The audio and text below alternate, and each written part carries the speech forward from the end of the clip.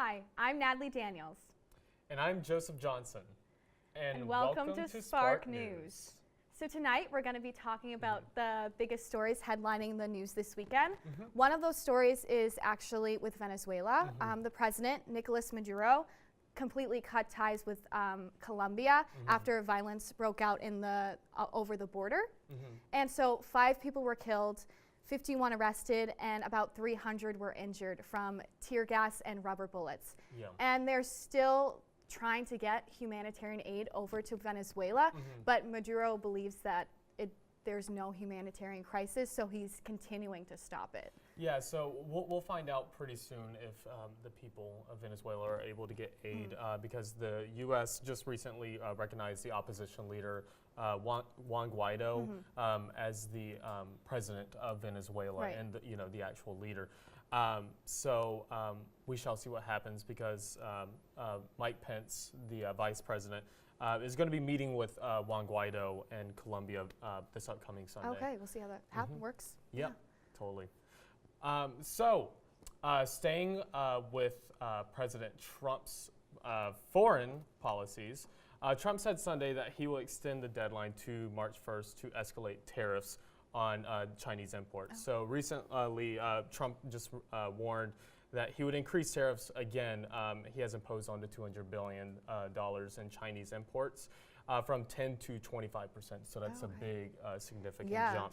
And that is only if no one reaches a deal. So he's going to be meeting with President Xi Jinping very soon in Florida to finalize decisions. So hopefully they're able to come out. Hopefully something happens. I heard Trump recently tweeted that they were making headway about different discussions on how to solve the protection trades and U.S. agricultural sales in China. So we'll see how that works. Oh, yes. So going back to like domestic stories and everything. So like Representative Schiff recently said that he is absolutely ready to sue the Trump administration and even bring Robert Mueller to testify to make basically all this accounts of the Russian investigation public. So William Barr, the new Attorney General, said that the report is not imminent and there's no guarantee for a full report. Right. I feel like Trump keeps saying that he hasn't had a part in the Russian investigation, so I feel like it's only necessary for the public to be able to know, especially after this has been going on for 2 years. 2 years, and with the Clinton emails and how there were no indictments made after that. So I think the public needs to know what's going on if there's something that would be going on with that. Yeah, definitely. You know, the 2020 election's coming up soon, so we got to know like who was involved with what, and find out who was doing what and what with whom. Exactly. It's a crazy map. It's a crazy thing to talk about. But also changing to talking about more of the Russian investigation and the interference with that is that prosecutors from Robert Mueller's team are actually, they just sent a memo to a judge about how they want a strict sentencing for Paul Manafort, who is the campaign chair of Trump's campaign, for just because of tax fraud and being involved in the Russian investigation, and he could serve a life sentence with this. And a judge actually said that he has continually lied to investigators about his involvement in these different things. Yeah, and like going back to what we were saying earlier about the upcoming 2020 election and everything, a lot of the times Trump says that this is a witch hunt and this is total collusion and everything. But a lot of people that he is connected with are legit getting sentences for doing wrong things and possibly colluding with the Russians. Again, we don't know the full extent of it, and that's why Democrats would want to go this public. And so we'll see. A lot of times they keep on, saying, "Oh no, we're not involved," but then they backtrack on it, and then we find out. From that. And March 13th is when the sentencing will be brought out, so we'll see what happens with that. Yes, definitely. So moving from Washington to California, more than 3,000 teachers went on strike at Oakland School District in California on Thursday. So the teachers union basically asked for a 12% pay raise over the next 3 years. But that was not the only thing they asked for. They also asked for smaller class sizes and some more support staff. So the schools and the teacher union did come to a slight agreement. They're still discussing things right now, but they're talking about like 8.5% increase. So all the schools are still open, and the teachers union wants the school district to basically promise to keep the schools open while they still protest because they still want to give out education and everything. However, 18.7% of the teachers are actually leaving the school district. Okay. I think what's interesting to see as well is from ABC News, I found that charter schools and teachers from public schools were banding together when usually they don't agree on a lot of issues. So I think it's strength in numbers in order to make change for these teachers. Yeah. It's nice to see some commonalities, and that's usually when strikes like this usually work out, when two groups come together and really work things out. Definitely. So when we come back, sports correspondent Jacqueline Galvin will tell us about what's happening in sports. And entertainment correspondent Elizabeth Perkin will tell us who won big at the Oscars last night.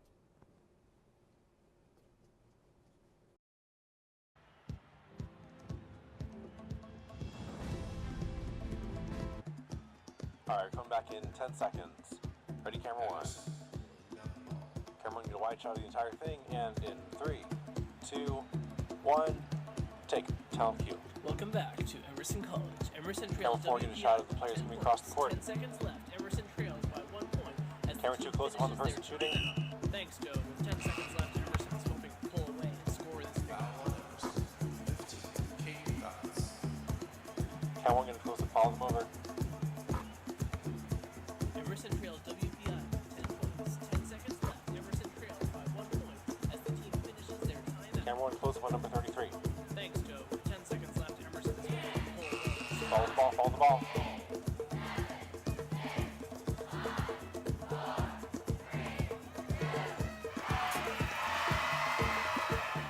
Welcome back. We are now joined by sports correspondent Jacqueline Galvin and entertainment correspondent Elizabeth Perkin. Take it away, Jacqueline. All right, so first we're going to start off with Robert Kraft. Today, he was actually charged with 2 counts of first-degree solicitation of a prostitute. This happened in Jupiter, Florida on the day of the AFC Championship game, which is strange because that was held in Kansas City, so he had to have flown from there. He's scheduled to appear in court on April 24th, and he could actually face up to 1 year in jail, a $5,000 fine, 100 hours of community service, and he might have to take classes on the dangers of human trafficking. So there's a lot at stake here for Robert Kraft and for the Patriots organization in general. Especially like with the Deflategate that happened a while ago, I feel like there's just more controversy after more controversy. Yeah, and kind of just, I feel like sometimes it just stacks on top of each other for the Patriots. Can't ever catch a break. It seems like, it just seems like new allegations and new things like this come up off a lot.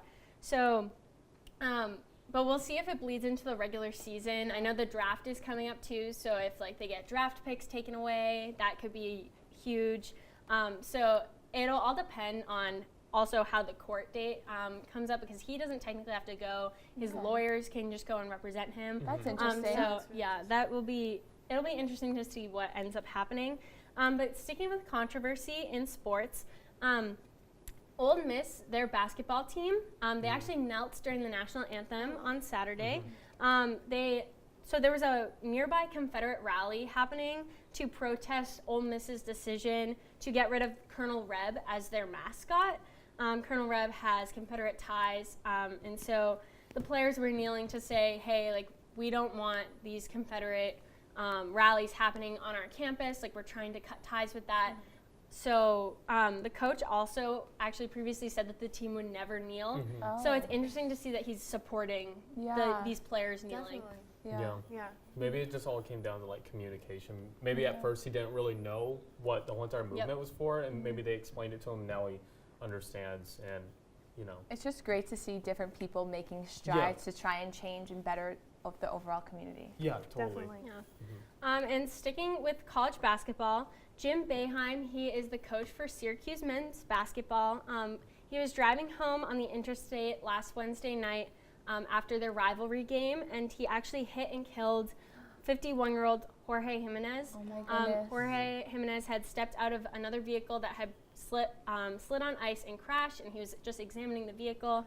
And Boeheim actually swerved to get out of the way of the other vehicle and ended up hitting Jimenez. So it's just an awful tragedy. And was he under the influence? no drugs or alcohol were involved with either driver. Jimenez was the passenger of the other car.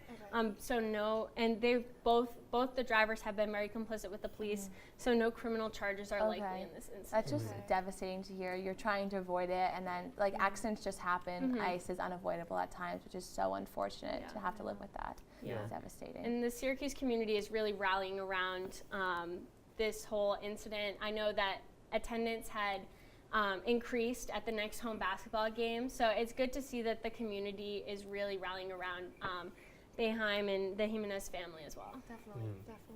Well, thank you, Jacqueline. So it was a big night in Hollywood last night. And we should know because when we were meeting, we were watching it all on our phones and not paying attention to our scripts. But that's okay. So it was the Oscars. And so it was a big night, right, Yes, Elizabeth? it was. It was the first time in 30 years that the Oscars has not had a host. Oh, right. So Yeah, that that's is crazy. pretty crazy. After the Queen's opening performance, Maya Rudolph, Amy Poehler, and Tina Fey opened the show, and they did an outstanding job. They were basically just poking fun at all the jokes that have been made over the past couple of weeks about the show, and just like being lighthearted and really bringing good energy to what was a wonderful award night. Right, Yeah, so I really enjoyed them. Some other good presenters included like Melissa McCarthy. She presented the costumes department. Up all of Yeah, With the maybe rabbits. she should have got like best dress. I thought her dress was very creative during that segment. Yes. But some other really great things that happened during the night were some performances. I know I was like personally so excited to see Lady Gaga and Bradley Cooper Yes. sing Yes. Especially Shallow. since it's the last time that they will ever sing that song. Yes. Yeah. Right. And Wow. also that look at the end. They're actors, amazing actors. Yeah. Yes. And beautiful singers and performers as well. Yeah, and she even went home with the best song of the year Right, for yeah. Shallow because she's like wrote it and everything. Yeah. So that was That's amazing pretty to see as well. And some other big wins of the night. I think the most shocking was that Olivia Colman won Best Actress over Glenn Close, Glenn right? Close. Yeah. Yes, exactly. She was supposed to win. It was like predicted that she would win because she's been wow. nominated 7 other times. But Yeah. Good for her, though, that Yeah. she was able to win. Yeah. in some other news, though, R. Kelly had actually just been arrested on counts of sexual assault and harassment on 4 women have actually come forward on this, saying that they abused him, that he abused them when they were younger. And so that's really unfortunate to see. And actually 3 were minors at the time of their attack. And this all comes after like Lifetime released a movie at the beginning of the year called Surviving R. Kelly. So that's like what brought this all back up again because he's been, claims have been brought against him in the past, but he's never been convicted of anything. Right. But right now he's being held on $1 million bail. And in order to make it out, he has to pay 10% of that, which is $100,000. Oh, wow. But unfortunately, he hasn't been able to make his bail. Due to financial reasons. They say that he hasn't been able to meet current financial needs that he's had. He actually hasn't even been able to pay child support for his kids as well. Oh, That's wow. awful. Yeah.